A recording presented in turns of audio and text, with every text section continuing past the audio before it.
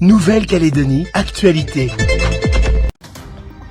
Un premier filet anti-requin provisoire pour protéger les baigneurs de la baie des Citrons, en attendant celui définitif prévu en fin d'année. Il va être déployé sur environ 700 mètres. À quoi ressemble-t-il? Comment est-il installé? Réponse dans un instant. Tout au long de la semaine, nous irons du côté de Canala, où des fouilles archéologiques sur la presqu'île de Bogota ont eu lieu. Objectif, préserver le patrimoine soumis à de fortes pressions de la mine. On le découvre dans notre feuilleton de la semaine. Enfin, nous irons à Lifou, à la fin de ce journal, à la rencontre de Jean Meige, une personnalité de l'île. Il œuvre dans le don de soi. Aujourd'hui conseiller de l'ADI, il occupe également une place importante au sein de l'église évangélique. Nous l'avons suivi dans son quotidien. Depuis ce matin, un filet anti-requin est installé à la baie des Citrons. Il longe la zone de baignade délimitée par la mairie de Nouméa depuis le 3 mai dernier. C'est un équipement provisoire en attendant la pose du dispositif définitif en fin d'année et qui s'étendra sur plus de 700 mètres dans la zone. Un reportage de Maëlys Vézia. Ce matin, les Nouméens ont pu observer l'installation d'un filet anti-requin de 200 mètres de long à la baie des Citrons. Il longe la zone de baignade restreinte délimitée par la mairie de Nouméa depuis le début du mois. C'est plus sécurisant forcément puisque nous on se dit que s'il y a un requin, effectivement ça va l'arrêter un peu. Après le risque zéro n'existe pas et que pour les filles je pense que c'est plus sécurisant d'avoir un filet que de se baigner sans filet. Pour moi qui habite à la BD par exemple, ça me rassure pas plus que ça. S'il y a un gros derrière, je pense que c'est le même danger quoi. Je pense que c'est quand même un coût très élevé pour un tout petit périmètre de baignade. Après, je pense que pour les enfants, les familles, c'est bien. Ce filet provisoire en nylon a été déployé par la SCADEM, Société de travaux sous-marins, sélectionnée par la mairie pour la pose du dispositif définitif en fin d'année. Un premier test donc qui demandera un entretien quotidien. C'est un filet qui a des mailles de 9 cm sur 9. Donc ça fait c'est pas maillant, c'est-à-dire que les petits poissons ne peuvent pas se prendre dedans. Mais c'est un filet qu'on devra surveiller tous les jours, voir s'il n'y a pas d'émail de filet coupé et qu'il est bien étanche à tout animal de taille imposante. Le filet définitif, lui, en inox torsadé, s'étendra sur 758 mètres de longueur à 200 mètres du bord. Un imposant dispositif qui inquiète Aline, membre du collectif des Fantastiques Grand-Mères. Son installation aura des conséquences sur la biodiversité de la zone selon elle. La SCADEM va installer un maillage de 35 cm de diamètre, donc c'est pas très très grand. Donc bien sûr qu'il ne laissera pas passer les gros requins, mais le problème c'est que si une tortue met sa tête et sa nageoire là-dedans, elle ne pourra plus faire marche arrière, c'est fini, elle ne pourra plus reculer. Donc si elle ne peut plus remonter à la surface, elle va se noyer. Donc il enferme toute la zone côté sud. Alors qu'est-ce qui va se passer? C'est qu'en fait, il n'y aura plus de tortues qui vont pouvoir venir faire leur boulot sur ce récif-là. Il n'y aura plus de raies, il n'y aura plus de requins léopards qui vont venir pondre. La SCADEM affirme de son côté que des autorisations environnementales sont en cours de validation. En attendant, les baigneurs de la baie des Citrons pourront de nouveau profiter de ce périmètre restreint à partir de jeudi, soit après la fin de la période de sauvegarde consécutive à la campagne d'abattage de requins achevée le vendredi 19 mai.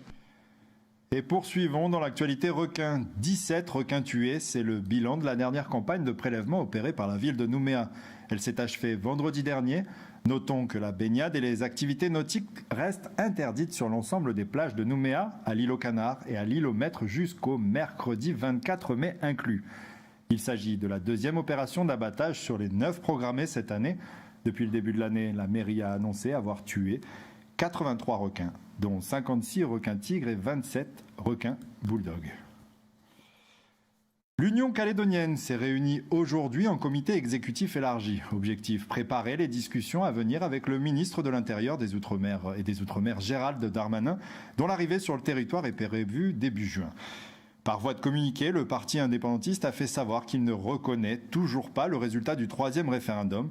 Il rappelle aussi que l'avenir de la Nouvelle-Calédonie ne peut s'inscrire que dans une trajectoire de pleine souveraineté. Il souligne enfin, je cite, « Le temps des discussions trilatérales n'est pas d'actualité. C'est pourtant bien pour organiser des discussions réunissant l'État et les loyalistes et les indépendantistes que Gérald Darmanin se rend sur le Caillou. » Allons à Marais à présent. L'équipe communale de Nengoné se fait le relais de la semaine nationale de la prévention de la sécurité routière au travail.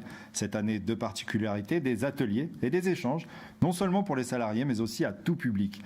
Malheureusement, l'actualité a rattrapé l'importance de cette semaine de prévention routière puisque ce week-end est décédée la personne tombée d'une benne de pick-up survenue il y a quelques jours sur les routes de Marais. Voyez ce reportage de Duke Monongo. Sur Nengoné, la semaine de la sécurité routière au travail intervient dans un contexte particulièrement malheureux. On a eu 2 accidents mortels, dont les victimes étaient 2 jeunes filles qui avaient un avenir certain par rapport au projet qu'elles avaient entrepris de faire, notamment en métropole. Mais voilà, donc c'est vrai que cette semaine-là, elle intervient malheureusement bien. Parmi la population loyalsienne, les Maréens font office de mauvais élèves en termes de délits routiers. 18 accidents survenus l'année dernière et très souvent, le lien est fait avec une consommation de stupéfiants, avec l'abus d'alcool, mais aussi avec l'habitude de pratiques dangereuses telles que le transport de passagers à l'arrière des bennes. Des pratiques qui corrèlent aussi avec le calendrier dit coutumier. On a pas mal de travaux coutumiers et là il y a la saison des mariages aussi qui va s'ouvrir, donc tout ça c'est des facteurs d'accidents, de risque d'accidents sur nos routes parce que on se déplace souvent en grand nombre pour participer à des coutumes et tout, et c'est un vrai sujet de discussion et de débat. Selon ce gendarme, la répression semble inévitable pour changer les comportements, mais elle a ses limites. Certaines personnes comprennent, d'autres non. Et malheureusement, la personne qui va se faire retirer son permis le week-end et qui va quand même continuer de conduire, ça on n'y peut rien parce que ça reste dans les consciences. Et les personnes qui sont fermées à ça le sont, je pense, toujours. Pour freiner le décompte funeste qui frappe le pays, Chef Bara et ses collègues misent donc beaucoup sur la sensibilisation des plus jeunes. On essaie justement de planter la graine qui va faire que dans la conscience, la fibre sécurité routière, la fibre conscience par rapport au danger de la route va prendre. Caporal Wamejo et ses collègues du Centre de secours et d'intervention de Nengoné sont venus aujourd'hui tenter de marquer les esprits. Car malgré les campagnes de sensibilisation et malgré les morts, les comportements changent difficilement. Sur le terrain, à chaque fois, c'est toujours la même chose. Les gens alcoolisés. Les gens, je pense qu'ils prennent conscience sur le coup, quoi. Et après, plus le temps passe, plus les gens, je pense qu'ils se remettent à... Il faudrait peut-être plus un travail de sensibilisation, non seulement au niveau, comme on avait fait tout à l'heure, mais aussi peut-être dans les chefferies, dans les tribus, au niveau des anciens, quoi, des coutumiers et tout ça. L'équipe communale assure que des débats et des travaux sur ces sujets sont enclenchés avec les différentes autorités. En attendant, Caporal Wamejo et ses collègues se préparent pour la période des mariages, une période propice aux accidents de la route. Et toujours dans le cadre de la semaine de la prévention routière au travail, la province Sud s'engage également à mettre en place ces journées de sensibilisation auprès de ses salariés et agents provinciaux. 2 journées sont donc prévues de 9h à 16h. Le mardi 23 sur La Foi à la maison SPI pour les agents de l'intérieur et le jeudi 25 dans le hall du centre administratif de la province Sud à Nouméa. Nous arrivons au feuilleton, à notre feuilleton de la semaine consacré aux fouilles archéologiques dans la région de Canala, plus précisément sur la presqu'île de Bogota, un lieu riche et chargé d'histoire mais soumis aux pressions de la mine.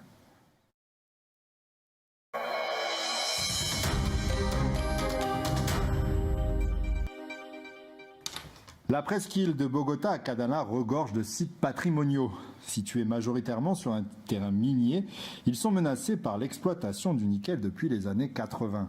Pour préserver son patrimoine matériel et sa biodiversité, la chefferie de Pempueramoin a fait appel à des botanistes et aux archéologues de l'Institut d'archéologie de Nouvelle-Calédonie et du Pacifique.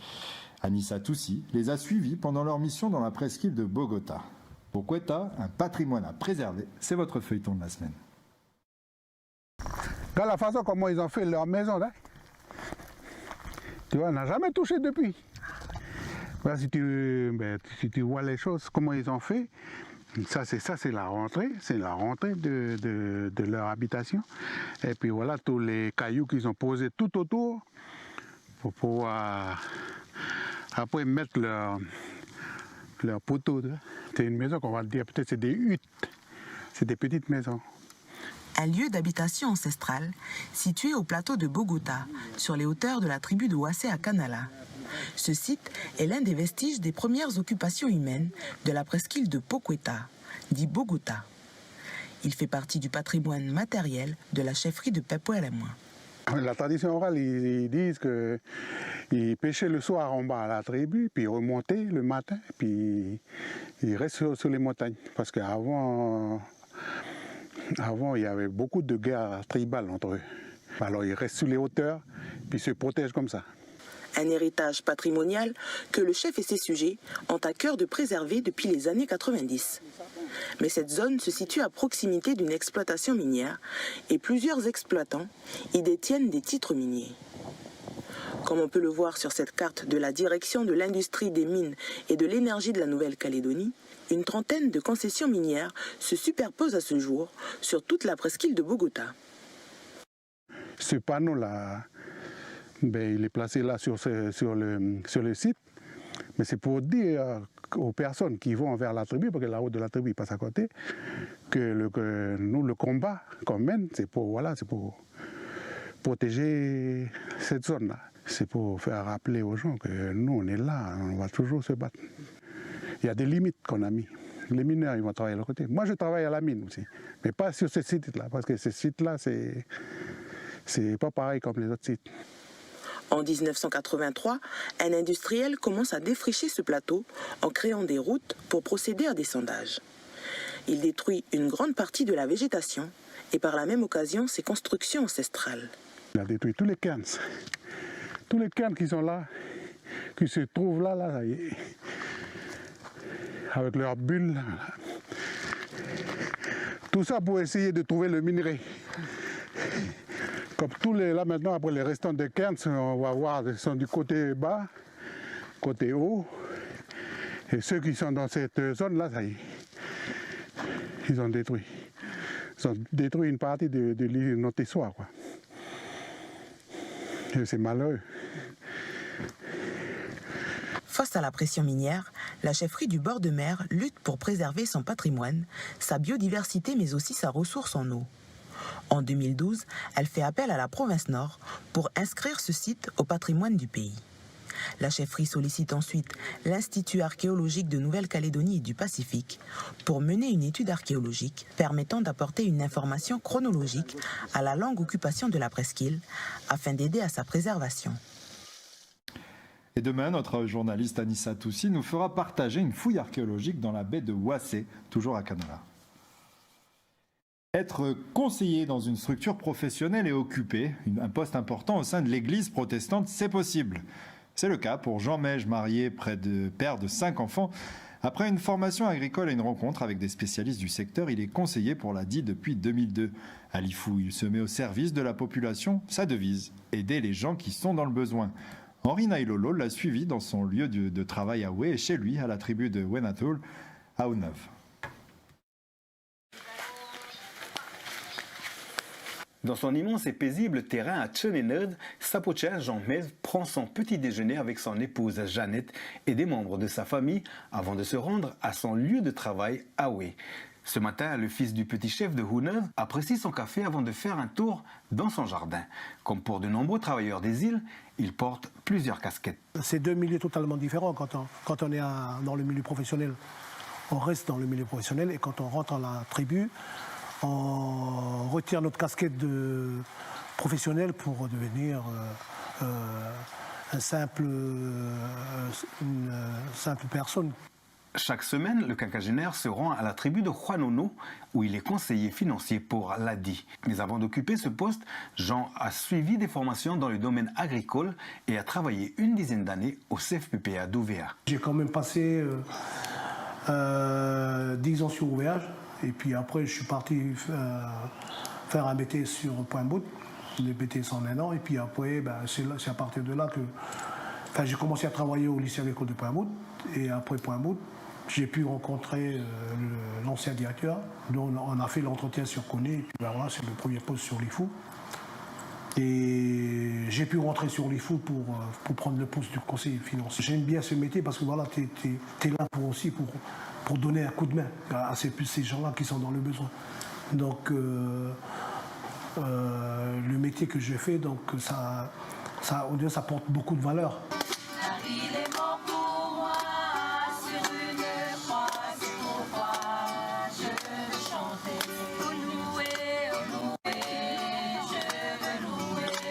En dehors de son activité professionnelle, Jean exerce une fonction importante au sein de l'Église protestante. Il a été nommé pour 3 ans président du bureau du Keresiano Jehutoka, une mission qu'il exerce tous les dimanches. Au niveau de l'EPKNC, il faut gérer tout ce qui est Keresiano Jehutoka, toutes les tribus. Donc nous, on est amené à gérer la convention, qui cette année, on était à la tribu de Dokin. Et après, le reste du temps, après la grande convention, on tourne dans les tribus pour l'évangélisation. Animé d'une piété sincère, à 55 ans, l'homme marié de Wiwatul semble totalement s'épanouir dans ses multiples fonctions, solidement ancrées dans la solidarité et l'entraide. Professionnellement, au niveau de l'ADI, on aide les personnes à s'en sortir. Financièrement, pour aider les personnes porteurs de projets. De l'autre côté, on a le côté de l'Église où on doit aider spirituellement les gens. En fait, c'est deux choses qui se lient. Et le fait d'aider les personnes, ça je crois que c'est notre nature. Moi, personnellement, ma nature, moi j'aime bien aider les personnes qui sont dans le besoin. Jean Med terminera son mandat de président de Keresiano en 2024 lors de la prochaine convention protestante à Chaput. Il lui reste encore une dizaine d'années au service de l'ADI, mais les valeurs qui l'animent et les notions d'altruisme lui sont presque tatouées sur le cœur. Maintenant, voyez ce chiffre du jour. 12 460, c'est le nombre de SMS envoyés à l'occasion de la campagne d'appel aux dons organisée par l'association Les Petits Pansements du Cœur. Elle s'était fixé un objectif de 12 000 SMS et se montre donc particulièrement satisfaite de ce résultat. L'argent récolté permettra aux enfants hospitalisés et atteints de maladies chroniques de réaliser leurs rêves. Voilà 10 ans que l'association calédonienne de pédiatrie engage des actions pour les enfants hospitalisés. Avant de nous quitter, je vous propose de nous évader avec de magnifiques images en drone réalisées ce week-end lors de la compétition sportive Swimrun à Yaté. Cette compétition alterne la nage et la course à pied. Le Calédonien Hugo Tormento, champion du monde de la discipline, était présent et a fait honneur à son rang et remporté avec son coéquipier suédois l'épreuve reine. Vous l'entendrez dans Lundi Sport, mais en attendant, regardons et apprécions ces quelques images de cette compétition et de notre magnifique région du Grand Sud.